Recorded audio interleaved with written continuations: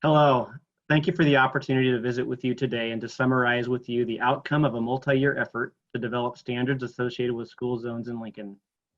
I am Mark Lucha-Harms, manager of the Traffic Engineering Division of Lincoln Transportation Utilities, and joining me later in the presentation will be Melissa Ramos-Lamley, a senior traffic technician within traffic engineering.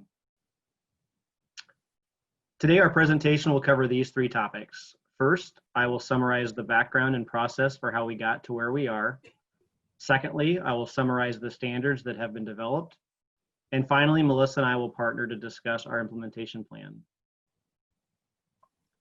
The purpose of this entire effort is to enhance safety around schools, as well as along walking routes associated with these schools, while also developing some consistency of traffic control devices such that motorists have a better idea of what to expect when entering a given school zone or traveling around the city between different school zones. Additionally, this effort was completed with the effort of a nationally recognized consultant in the area of active transportation and build upon national best practices in the area of pedestrian mobility and safe routes to schools. Finally, the process was executed alongside a citizen panel who provided input and feedback to the development of these standards. Regarding the standards themselves, in short, the standards are boiled down into these three general categories. One, the definition and designation of a school zone and identifying specific traffic control devices that inform motorists when they are in a school zone. Two, reduced speed zones within the school zones themselves. And three, establish criteria for crosswalk treatments along school walking routes and a process for determining these school routes. So first, the school zone. For the purposes of these recommendations, the school zone is identified as the school property boundary plus all streets and intersections immediately adjacent to the school property. For the hypothetical schools shown in the image on the screen, the school zone is highlighted in green.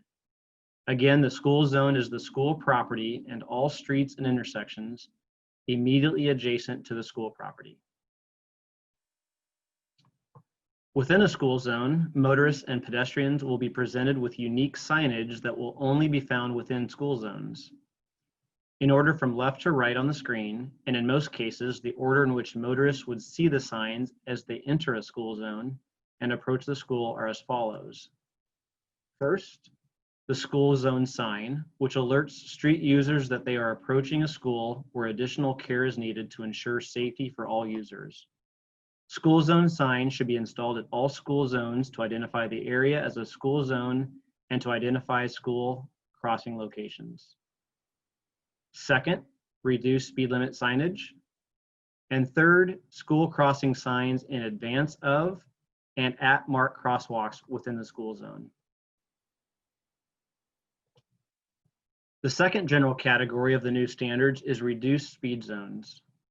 The purpose of the reduced speed zones is predicated on the fact that higher speeds are associated with a greater likelihood of fatality or severe injuries in the event of a crash between a vehicle and a pedestrian. For a number of reasons, slow speeds in school zones are critical for the safety of all users. As such, in most cases, we will be reducing the speed limit within reduced school speed zones from the current 25 miles an hour to 20 miles per hour. An additional change we are adopting to achieve greater conformity and to optimize safety along the streets in which reduced speeds are established is reserving reduced speed zones for implementation only on streets, but all streets, within the designated school zone. Again, that is all streets adjacent to the school property. Specific examples of how we will implement reduced speed zones are as follows. On streets adjacent to the school property with a base posted speed limit of 25 miles per hour, that is typically on local streets within residential areas and neighborhoods, the reduced speed zone should be indicated with a sign plaque indicating the reduced speed is in effect, quote unquote, when children are present.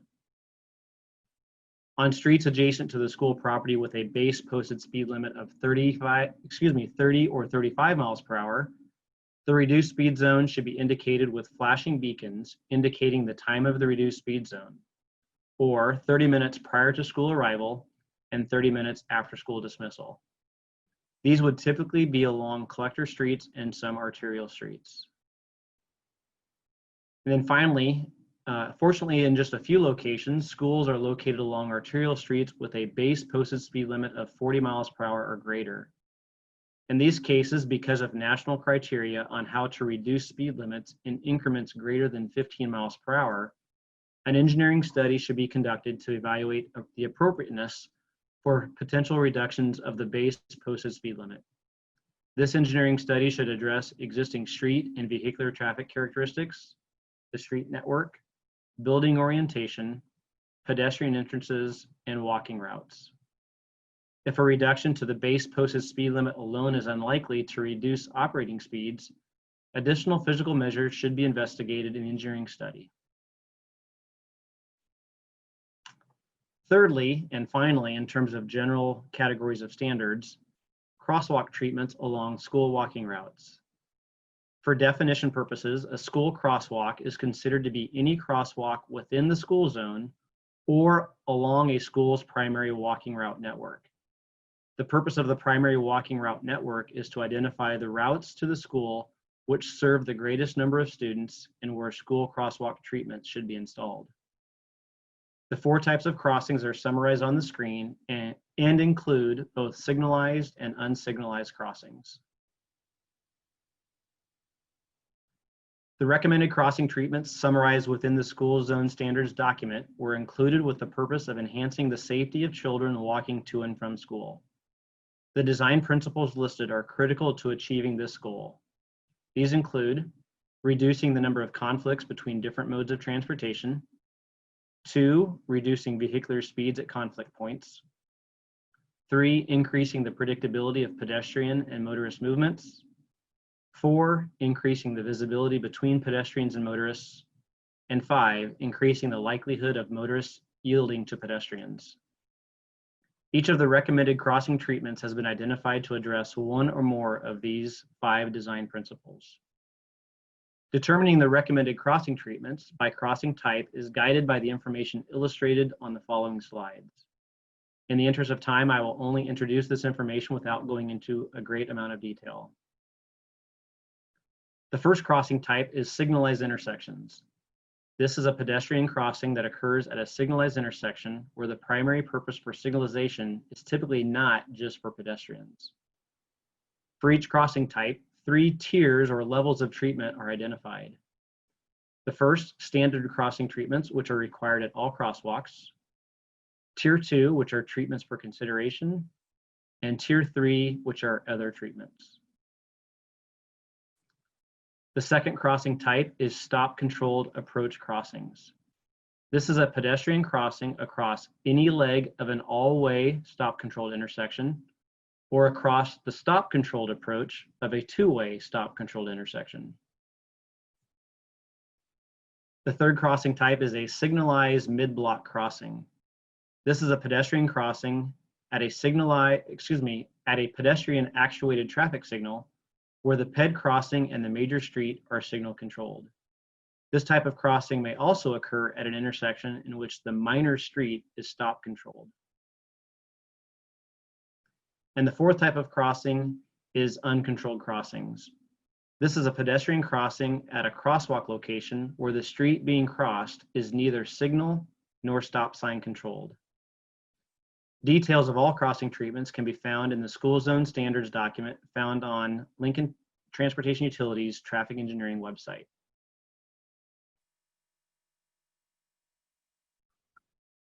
Hi, I'm Melissa, and I'm going to give you a quick overview of how we apply the standards to a school. I'll be using Human Elementary, located in the Cripple Creek neighborhood, as an example. First, we identify the school zone, which is displayed on the map in pink. As Mark mentioned before, this is the school property boundary plus all streets and intersections adjacent to the school. We then apply the school signage, which includes the school zone sign, reduced speed signs, and end of school zone sign. Any crossing locations or traffic control devices in the area are added to the map. If your school has an established traffic plan, it is also drawn in. All of this information allows us to have a clear picture of the existing conditions around your school. We then move on to establishing the primary walking route. We create a circle with a half-mile radius around the school property. This represents the potential school walk zone. The red dots shown on the map are the students that attend Human Elementary.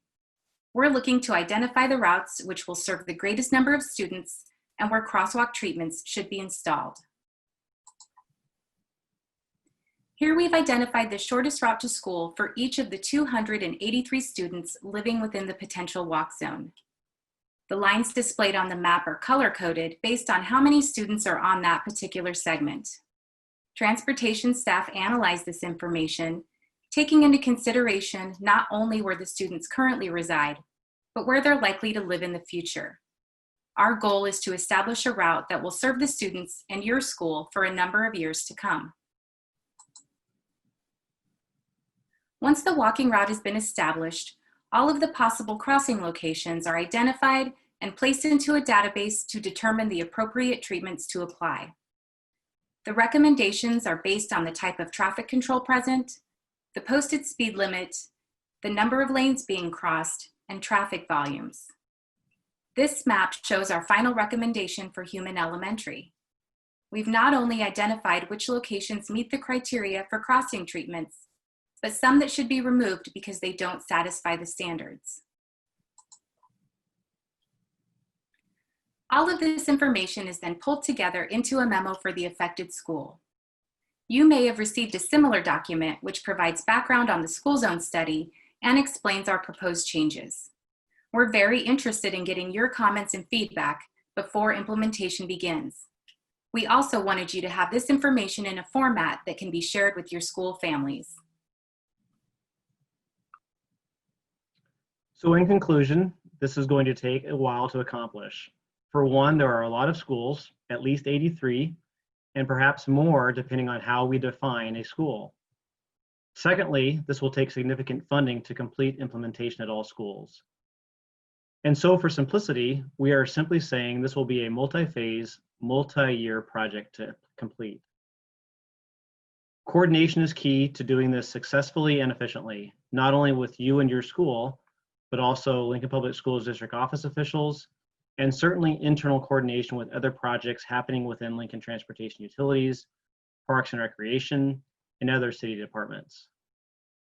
Furthermore, we are starting simple, giving us opportunity to adjust and learn as needed, while also trying to gain momentum and public support. I say this because this will result in not only the addition of elements that we've discussed, but also the removal of some. This may include removal of crosswalks, signals, reduced speed flashers, and in some cases, this may not always be well received. And we are currently in discussions with the Nebraska Department of Transportation to potentially secure some federal funding that will assist us with this implementation. As we move forward, look for more information from LTU, including our social media platforms, as ways of communicating with the general public. For more information, please visit our webpage at traffic.lincoln.ne.gov or by contacting us using the information on the screen. Thank you for your time and have a safe day.